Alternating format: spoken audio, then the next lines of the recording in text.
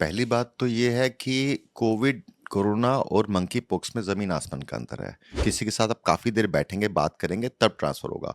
तो इसके साथ transmission is not that bad जो कोविड के साथ कि हमें अब पब्लिक प्लेसेस में क्राउडिंग को अवॉइड करना होगा। तो अभी ऐसा कोई पैनिक करने की ज़रूरत नहीं है। इसे हम कभी भी कोरोना या कोविड से कंपेयर नहीं कर सकते। That was a different time.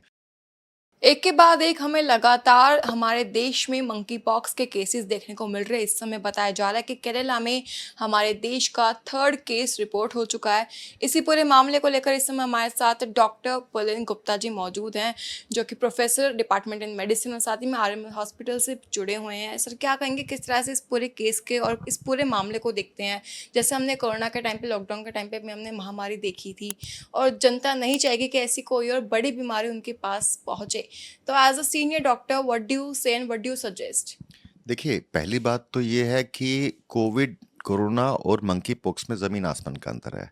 जो मंकी पॉक्स का ट्रांसमिशन है वो उतना रॉबस्ट, उतना फास्ट नहीं है जो कोविड में था। इनफैक्ट जो इसके ट्रांसमिशन रूट्स हैं उसमें एक टच है। किसी को अगर मंकी पॉक्स डेफिनेट है, उसके दाने हैं शरीर पे, अगर टच करेंगे तो इन्फेक्शन ट्रांसमिट होगा।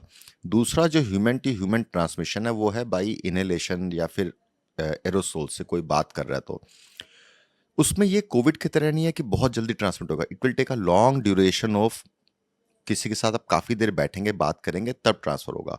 तो इसके साथ transmission is not that bad जो कोविड के साथ है, नंबर 1। नंबर 2 क्या है कि जो मंकी पॉक्स के साथ मोर्टेलिटी है, वो उतनी भी नहीं है जितना पहले हम सोच रहे थे। 10%, 2 टू 3% के आसपास है। ऑब्वियसली 1% भी मोर्टेलिटी नहीं होनी चाहिए, but it is not like Covid जहाँ पे 10% तक टच कर गई थी सेकंड वेव में।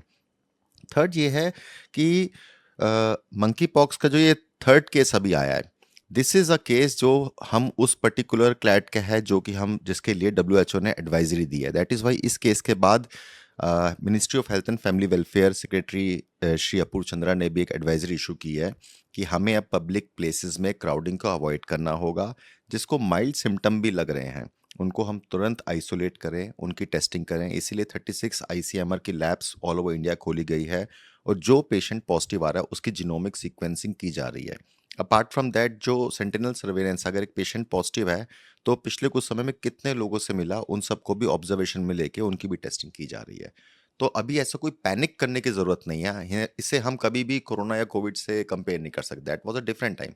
इसके साथ डरने की कोई बात नहीं है। सर, अगर हम प्रिकॉशंस की बात करें या फिर डूज एंड डोंट्स की बात करें, उनको लेकर क्या कहेंगे? देखिए, डूज़ एंड डोंट्स की जहाँ तक बात है वो तो किसी भी वायरल फीवर के लिए, चाहे वो कोविड हो, चाहे वो सिंपल सा वायरल फीवर हो, चाहे मंकी पॉक्स हो, सबसे पहले फ्रीक्वेंट हैंड वॉशिंग ये मस्ट है और ये आपको सिर्फ इसने किसी भी डिजीज से बचाती है। Frequent hand washing. दूसरा है, अगर हम क्राउडेड प्लेस में, व्हाट इज़ द हार्म अगर हम मास्क लगा लें? आइडियली हमें क्राउडेड प्लेसेस को अवॉइड करना चाहिए बिकॉज कोविड ही नहीं, या सॉरी मंकी पॉक्स ही नहीं, इस समय नॉर्मल वायरल फीवर भी काफ़ी फैला हुआ है।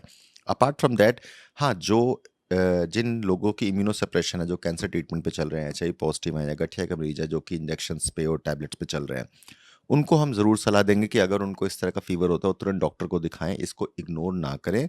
और आइडियली उनको जो बड़ी गैदरिंग्स है, जैसे कि मैरिज गैदरिंग्स है, उस पे अवॉइड कर सकते हैं जाना थोड़े समय तक, जब तक ये डिज़ीज़ का हमें पैटर्न समझ ना आ जाए।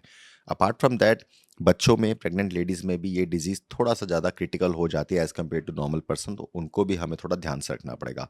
Frequent hand washing, avoid overcrowded places, mask use करना, दीज़ आर समथिंग जो कि हम कर सकते हैं। इसके बेस पे हम मंकी पॉक्स अपना प्रिवेंट कर सकते हैं अपने आप को। आपने देखा किस तरह से डॉक्टर पुलिन ने तमाम बातें रखी, बताया किस तरह से आप जो ये डिजीज़ है इससे बच सकते हैं, और अगर 1% आपको हो जाता है, अगर आपको सिम्टम्स फील हो रहे हैं, तो आप तुरंत अपने नियर बाय हॉस्पिटल या सीनियर डॉक्टर से कंसल्ट कर सकते हैं।